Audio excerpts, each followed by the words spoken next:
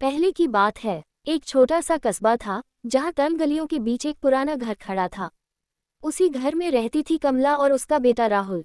घर की दीवारें जर्जर थीं, पर माँ बेटे का रिश्ता बहुत मजबूत था। कमला के पति की मौत तब हो गई थी जब राहुल सिर्फ 5 साल का था। उस दिन के बाद कमला की जिंदगी बस दो हिस्सों में बंट गई, दिन में काम और रात में बेटे के सपने। वह दूसरों के घरों में सिलाई करती, कभी कपड़े धोती तो कभी बच्चों को ट्यूशन पढ़ाती।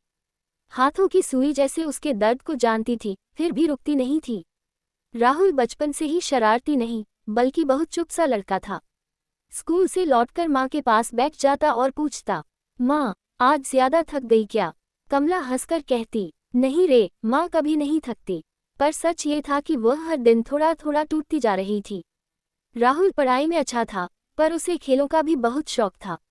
वह क्रिकेट खेलना चाहता था, बड़ा खिलाड़ी बनना चाहता था, लेकिन उसे पता था कि माँ के पास इतने पैसे नहीं हैं कि वह उसे एकेडमी भेज सके। इसलिए उसने अपने सपनों को दिल में ही दबा लिया। एक दिन स्कूल में एक टूर्नामेंट हुआ। राहुल ने बेहतरीन खेल दिखाया और सबकी नज़रों में आ गया। मास्टर जी ने कहा, अगर इसे सही ट्रेनिंग मिले तो ये बहुत आगे जा सकता है। राहुल घर आया तो खुश था, लेकिन माँ से कुछ कह नहीं पाया। कमला ने उसकी आंखों में चमक देख ली। सच बता, क्या हुआ? राहुल रो पड़ा और बोला, माँ, मैं आपको और परेशान नहीं करना चाहता। मुझे पता है हमारे पास पैसे नहीं हैं। कमला ने उसे सीने से लगा लिया। बेटा, माँ अपने सपनों से पहले तेरे सपने रखती है। अगले ही दिन कमला ने ज्यादा काम करना शुरू कर दिया। सुबह सिलाई, दोपहर ट्यूशन, रात को पड़ोस में बर्तन। शरीर जवाब देने लगा, लेकिन वह रुकी नहीं। उसने राहुल को क्रिकेट की ट्रेनिंग दिलवाई। समय बीतता गया, राहुल मेहनत करता रहा। कई बार हार मिली, कई बार लोग हंसे, गरीब का बेटा क्या खेलेगा। लेकिन हर बार माँ का एक वाक्य उसे संभाल लेता, मेहनत कभी गरीब नहीं होती। एक दिन कमला बीमार पड़ गई।